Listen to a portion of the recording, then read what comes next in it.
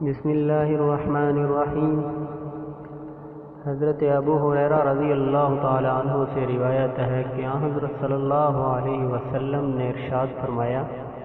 اللہ تعالیٰ فرماتے ہیں جو میرے لیے کسی سے دشمنی کرے میں اس سے اعلان جنگ کر دیتا ہوں، اور بندے پر جو چیزیں میں نے فرض کی ہیں ان سے بڑھ کر کوئی چیز بھی بندے کو میرے قریب کرنے والی نہیں۔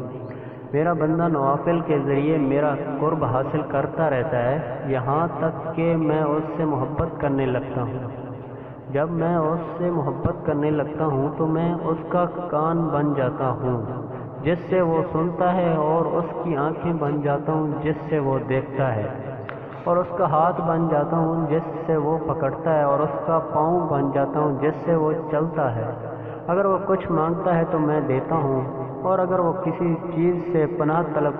کرے تو میں اسے ضرور پناہ دیتا ہوں۔